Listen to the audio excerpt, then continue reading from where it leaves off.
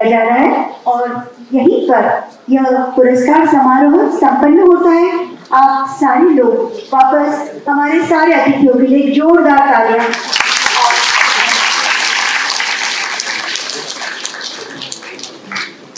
धन्यवाद मैडम।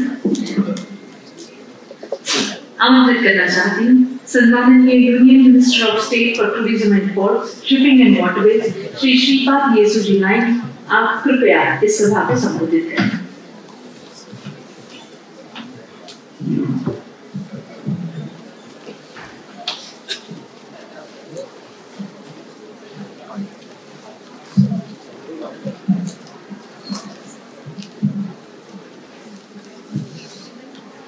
नमस्कार।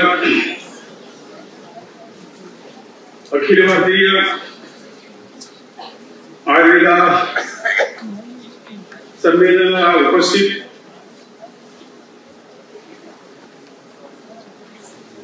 माननीय श्री राजेश कोटेचा जी, सेक्रेटरी आयुष, वैद्य श्री देवेंद्र त्रिगुणाजी, तसे बाकी आयुर्वेदा संमेलनाचे अध्यक्ष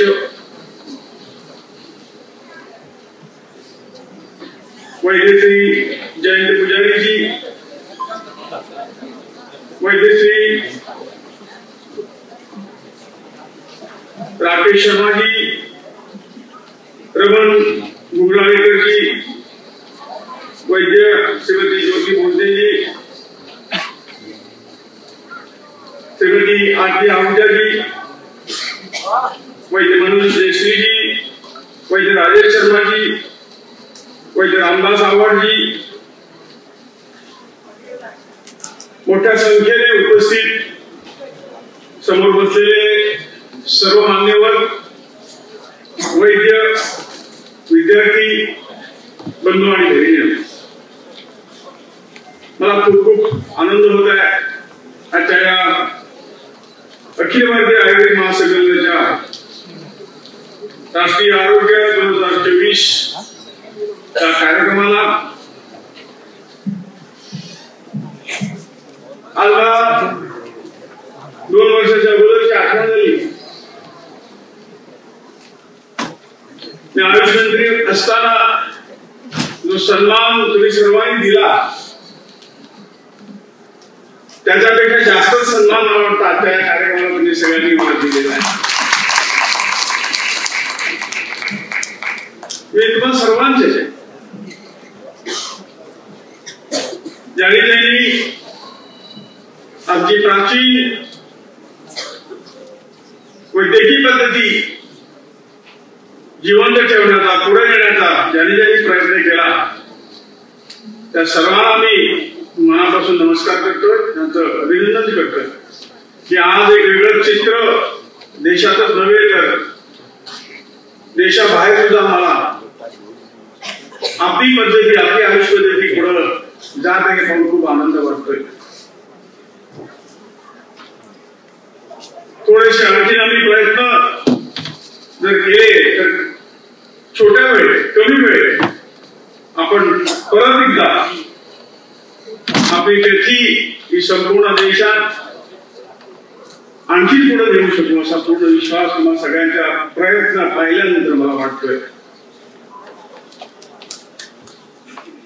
डॉक्टर नेसरी म्हणाले की मी मराठीत बोला, परंतु मी काही मुद्दे हिंदीमध्ये लिहून आणले होते, त्यामुळे मराठीने मी सुरुवात केली आहे, पुढचे मी हिंदीमध्येच बोलतोय।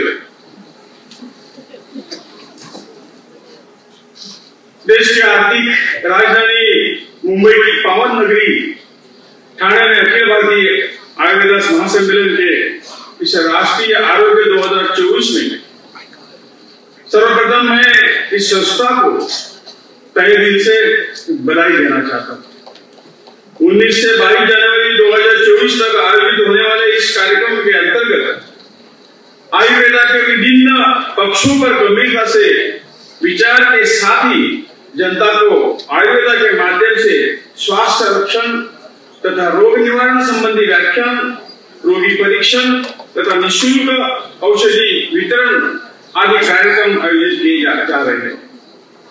अखिल भारतीय आयुर्वेद महासम्मेलन का प्रादुर्भाव इस महाराष्ट्र में त्र्यंबकेश्वर में नासिक की त्र्यंबकेश्वर के पावन भूमि में हुआ और 1 शतक से भी ज्यादा समय व्यतीत करते हुए यह संस्था अति प्रासंगिक, उपयोगी और सार्थक होकर आयुर्वेदा को श्रद्धेय भाव से संजोकर हर प्रकार से उसके संरक्षण, संवर्धन और विकास हेतु प्रतिबद्धता से समर्पित है। इस प्रकार के प्रयासों के कारण भारत की यह आवाज़ धरोहर आयुर्वेद आज पुनः सशक्त, समृद्ध और परिमार्जित होकर इस देश की नहीं वरना विश्व की आवश्यकता बनने जा रही है। विश्व में अनेक चिकित्सा पद्धतियां हैं, सभी की अपनी अपनी विशेषताएं भी है जो किसी तुलना की अपेक्षा भी नहीं रखती है, परंतु आयु अर्थात जीवन और वेद अर्थात ज्ञान, जीवन को किस प्रकार जिया जाएगा वे ऑफ लाइफ बताना आयुर्वेद पद्धति की ही विशेषता है। स्वास्थ्य लक्षणों के उद्देश्य से आयुर्वेदा में प्रिवेंशन इसकी जो विशिष्ट सैद्धांतिक विवेचना है जो इसे सबसे अलग और विशेष बनाती है।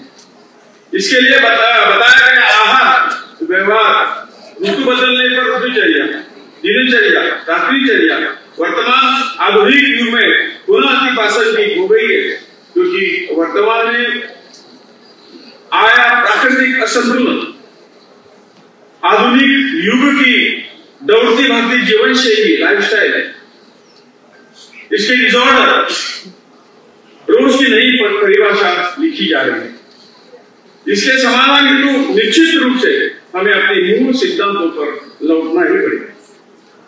कोरोना जिसमें सभी देशों चाहे वो विकसित हो अविकसित हो सभी को भयभीत कर दिया था और अभी तक परिपूर्ण रूप से समाप्त नहीं हुआ है। और यदि कोरोना खत्म हो भी जाए तो भविष्य की परतों में अनेकों ऐसे अप्रत्यक्ष शत्रु मानव जाति पर प्रहार करने के लिए तत्पर है।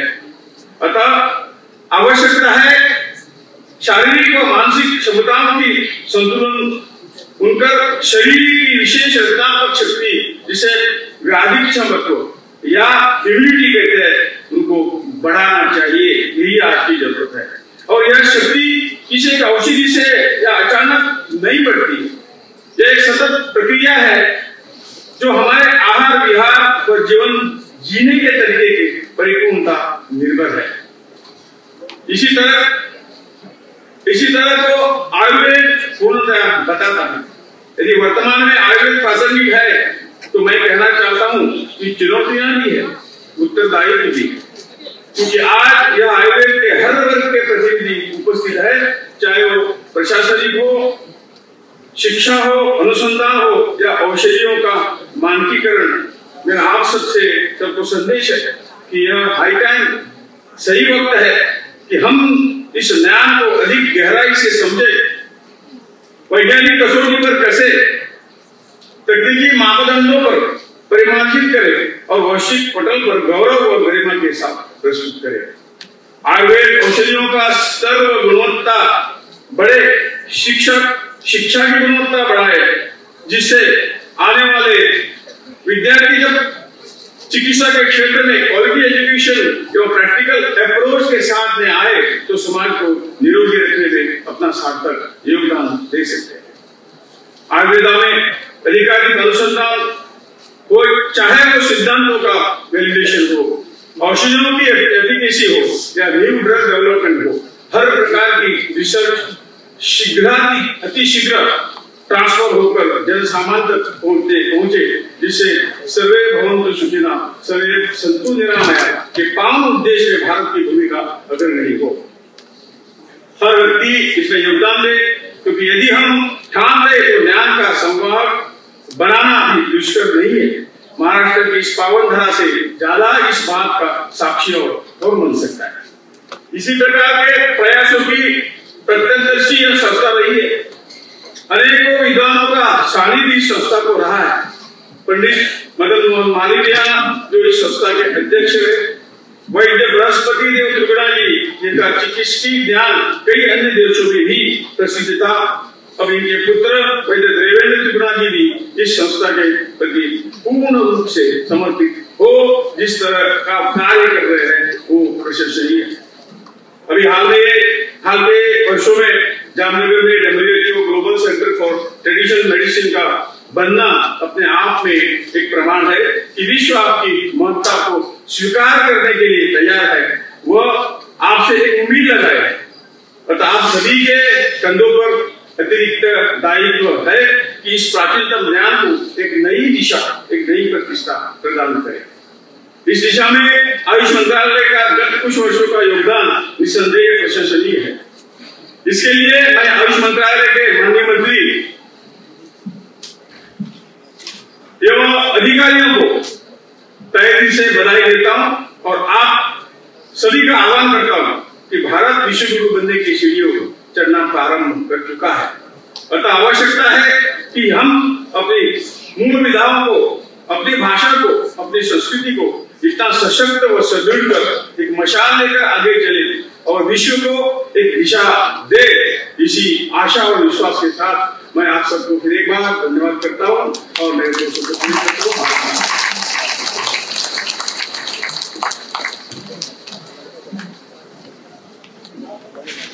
बहुत बहुत धन्यवाद सर।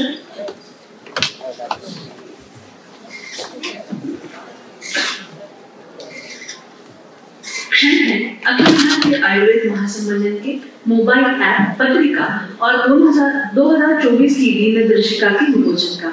मैं उपस्थित सभी मान्यवर अतिथियों से प्रार्थना करती हूँ कृपया इस पत्रिका, मोबाइल ऐप और दिनदर्शिका का विमोचन करें।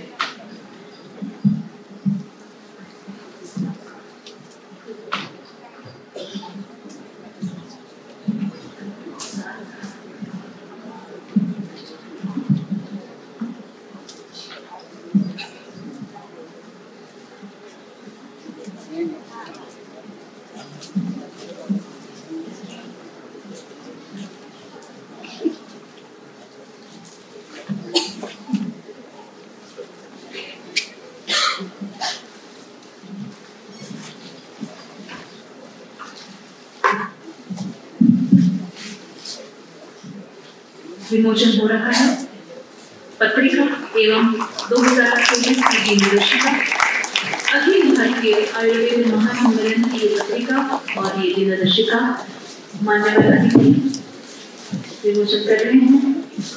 जोरदार तालियां बजनी चाहिए। ऐसे क्षणों के साक्षीदार होने के लिए बहुत बड़ा भाग्य हम सभी का।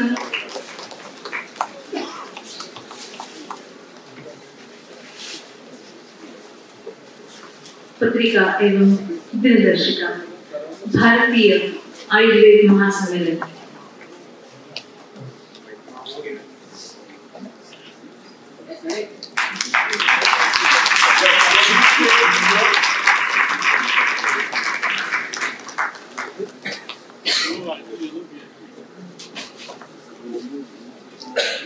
और अक्षर है मोबाइल ऐप के खिलाफ।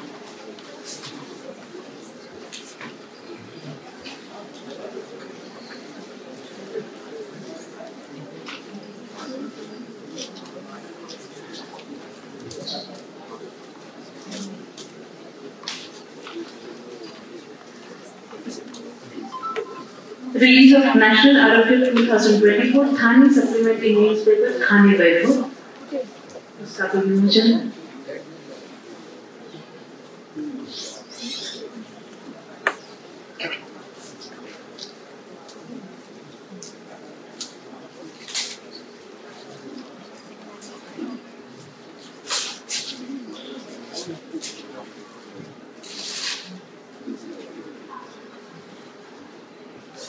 ठाणे वैभव ठाण्यातला एक अत्यंत महत्त्वाचा आणि अत्यंत महत्त्वपूर्ण माहिती देणारा आणि विस्तृत अशी माहिती देणारा ठाणे वैभव, त्याचे विमोचन। ठाण्याच्या खऱ्या अर्थाने ओळखला असणारा हा ठाणे वैभव।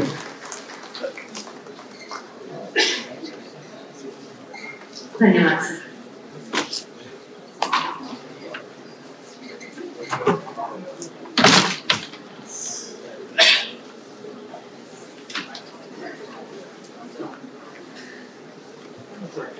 डॉक्टर रमन रामचंद्र भुमराकर, डायरेक्टर आयुष महाराष्ट्र, आपसे विनती करती हूँ कि आप सभी का आभार प्रदर्शित करें।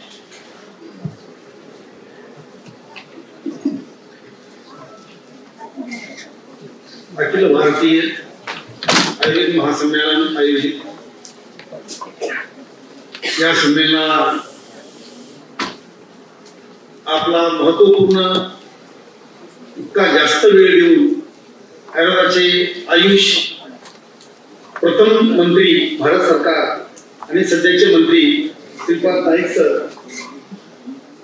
आपला बहुमूल्य वेळ देऊन त्या कार्यक्रमाला उपस्थित राहून आपलं मार्गदर्शन केलं, त्याबद्दल मी आपलं या कार्यक्रमासाठी आभार मानतो।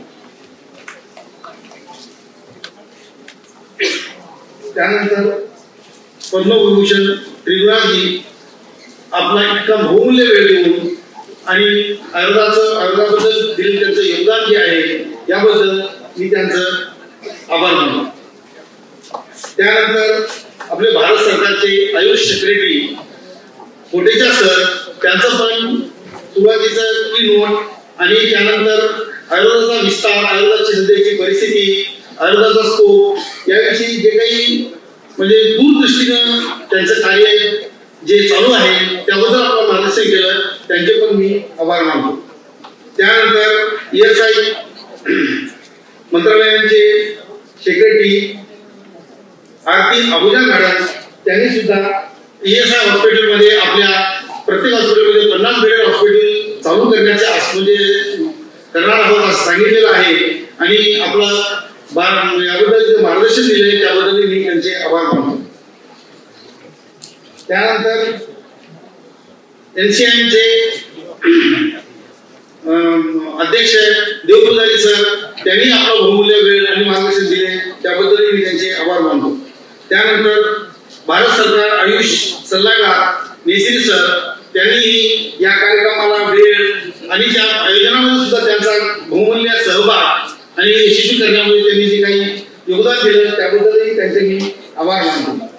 त्यानंतर राकेश शर्मा सर यांचे आपले NCIचे इथिकल आणि रजिस्ट्रेशनचे अध्यक्ष, त्यांनीही आपलं मार्गदर्शन आणि वेळ देऊन आपलं मानसिक केलं त्याबद्दल मी त्यांचे आभार मानतो।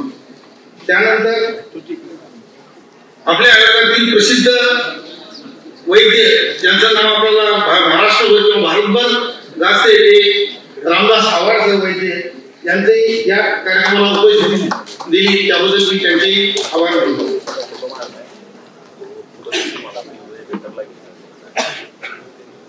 त्यानंतर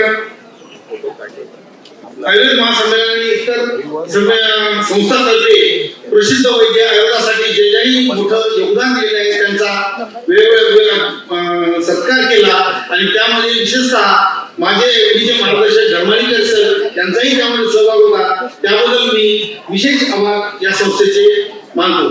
आणि या कार्यक्रमामध्ये सहभागी असलेले आयुर्वेद तज्ञ, शिक्षक, स्नातक, विद्यार्थी आणि इतर कर्मचारी ज्यांनी या कार्यक्रम यशस्वी करण्यासाठी सहयोग दिला आहे त्याबद्दल मी सर्वांचे आभार मानून हा कार्यक्रम संपला असं जाहीर करतो।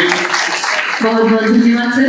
नेशनल एंथम होने के बाद, राष्ट्रगीत होने के बाद कृपया यहाँ से आपको बाहर जाना है और उसके बाद दूसरे सत्र की शुरुआत बहुत ही कम समय में शुरुआत होने वाली है, तो कृपया राष्ट्रगीत के सम्मान में आप सब लोग खड़े हो जाएं।